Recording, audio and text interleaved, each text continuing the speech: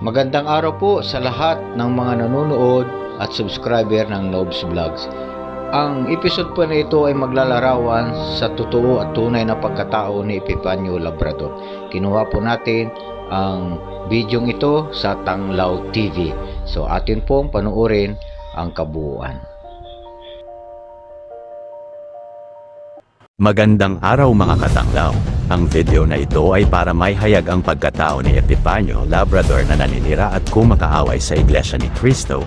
Siya ay patuloy na nagkakalat ng mga kasinungalingan laban sa kapatiran ng Iglesia at sa pamamahala.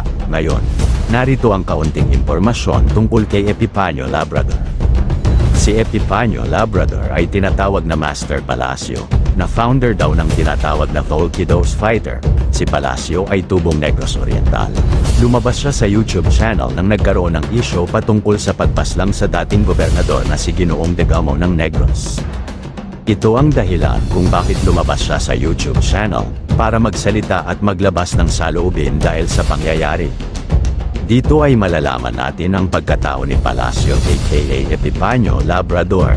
Sa maikling videong ito ay ipapakilala natin kung ano ang komento ng mga tao patungkol kay Palacio o Epifanio Labrador, at ito ay galing sa mga tao at batang tinuruan niya ng martial arts. Ang sabi ng mga tinuruan niya ay ganito: Master Palacio, founder ng Volquidos, nakaw pera estudyante, bigla nawala. Magnanakaw pala ng pera itong si Palacio. Itinakbo niya ang pera ng mga estudyante niya at bigla siyang nawala. Narito pa ang ilan sa mga komento ng mga tinuruan niya. Yak Kadiri, ikaw lang naman yan sa peke mong account. Kunwari estudyante na nagde-defend sa kanya, ibalik mo pera namin, baho ng kwarto mo. Itong si Palacio o Epifanio Labrador mananakbo pala ng pera, sa madaling salita, magnanakaw. Mayroon siyang dating YouTube channel na ang pangalan ay Volquidos Fighter. Maaari niyo itong mahanap sa YouTube. Ngayon ang maaaring tumakbo sa isipan ng mga tao, maaari bang pagkatiwalaan ang sinasabi ng isang taong magnanakaw? Mapagkakatiwalaan ba ang isang taong magnanakaw? Hindi ba may kasabihan na ang sinungaling ay kapatid ng magnanakaw? Sa Biblia, mababasa sa Apokalipsis Kapitulo 21 versikulo 8 na ang lahat ng mga sinungaling, ang kanilang bahagi ay sa dagat-dagatang apoy. Mabigat na kasalanan ang pagsisinungaling. Ang parusa o hatol ay parusa sa araw ng paghuhukom. Mabigat na kasalanan din ang pagnanakaw. Mababasa din sa unang Korinto Kapitulo 6 versikulo 10 na ang magnanakaw ay hindi magmamana ng kaharian ng Diyos. Hindi makapapasok sa langit ang sinungaling at magnanakaw, na ang isa sa mga ito ay ang vlogger na ito na si Epifanio Labrador o Palacio. Kaya sa mga subscriber at supporters ni Palacio, mag-isip-isip kayo kung saan kayo papanig o maniniwala.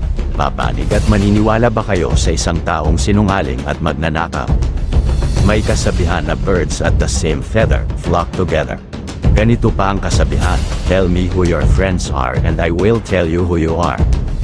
Kaya kung ayaw mong masama o mabilang sa mga sinungaling at magnanakaw ay huwag kayong maniniwala sa taong ito na si Palacio. Masama ang makinig sa sinungaling, ganito ang sinasabi ng Biblia. Kawikaan Kapitulo 26 versikulo 28. Magandang balita Biblia, ang taong sinungaling ay galit sa kapwa, ang matayang salita ay nagpapahamak sa iba.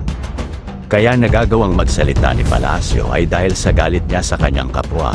Galit siya sa Iglesia ni Cristo na wala namang ginagawa at sinasabing masama laban sa kanya. Ang mga nataya niya sa kanyang kasinungalingan ay mapapahamak naman, dahil sa ang sinasabi ng Biblia na ang matayang salita ay nagpapahamak sa iba. Kaya sa mga supporters ni Palacio o Epifanio Labrador, huwag na kayong makikinig sa kanya para hindi kayo mapahamak dahil sa kanya. Tandaan na ang sinungaling ay galit sa kapwa.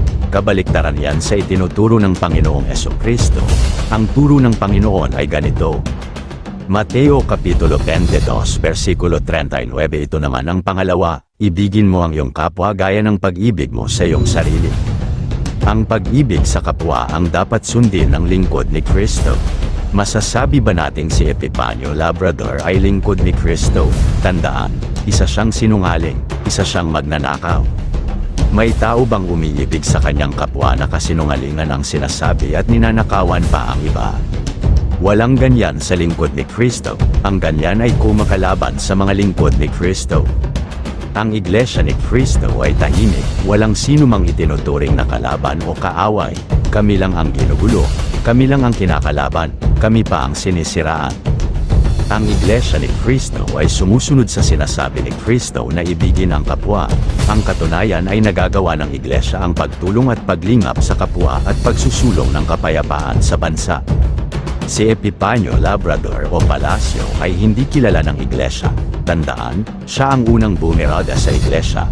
Siya ang nanggulo, siya ang nang-away, siya ang naninira at nagsasabi ng kasinungalingan laban dito. Kaya muli po, sa mga listeners, followers at subscriber ni Epifanio Labrador, mag-unsubscribe na kayo. Maraming salamat po mga katanglaw.